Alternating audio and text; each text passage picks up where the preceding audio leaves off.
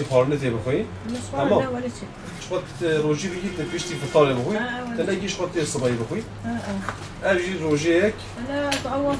Pişti farını. Hem pişti farını diye. Tamam.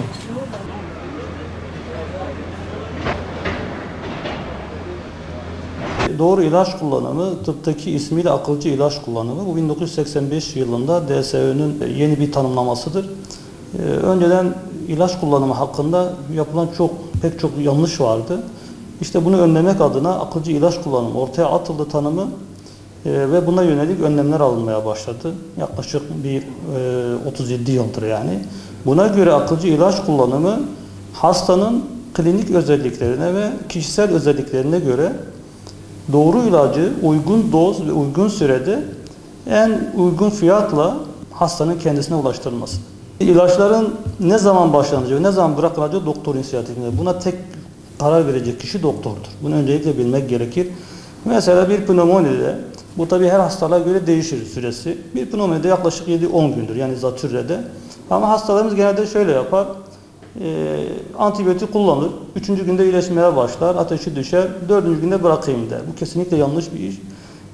Süresi, doktor hangi süreyi vermişse o güne kadar tamamlamak lazım. Hasta kendini iyi hissederse bile.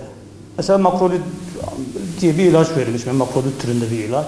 Ya da herhangi bir antibiyotik olabilir. Bu azitromisin olur. Başka bir şey olur.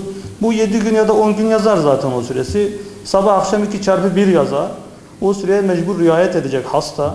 Zaten eczacı da ona göre yazar. 2x1 kutu üzerinde de onu işaretler, onu açıklar. Zaten doktor o ilacı reçete yazarken de onu açıklar. Sabah akşam mı, aç karnına, tok karnına mı, kaç günde, 14 tabletse işte bunu 7x2 şeklinde yapar. 21 günse ona göre bir süre verir ve bu sürelere tam uyar yani. Ama bazen hani şu şekil olabilir mesela. Bir ağrı kesici ise mesela, ağrı kesici bir semptomatik bir tedavidir.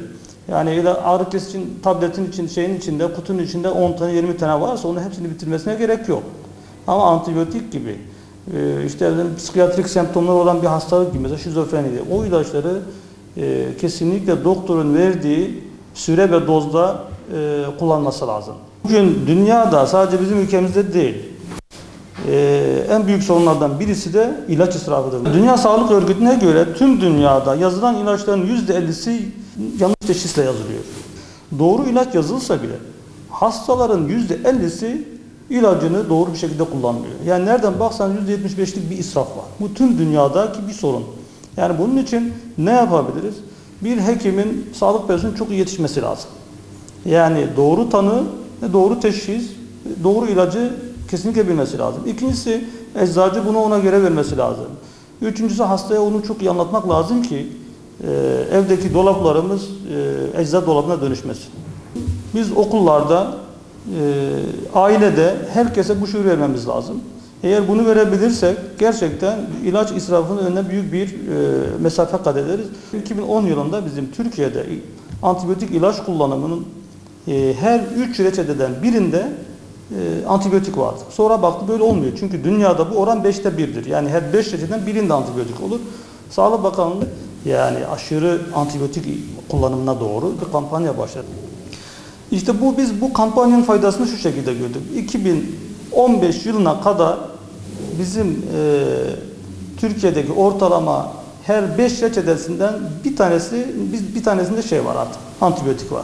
Yani neredeyse bir %20'lik azalma var. Bu çok iyi bir şey çünkü bu kampanyanın ne kadar işe yaradığını görmüş olduk. Çünkü halkımız da bilinçlenmiş oldu. İlaç kişiye özeldir. Bunu sadece doktor yazar ve tanıya yöneliktir. Yani senin arkadaşının ya da komşunun ilacı sana iyi gelmez.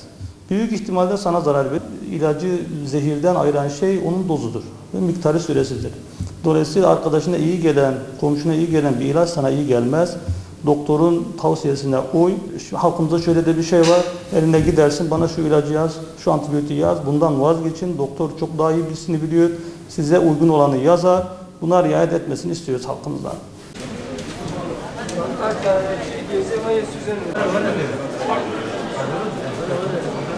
Tecrübe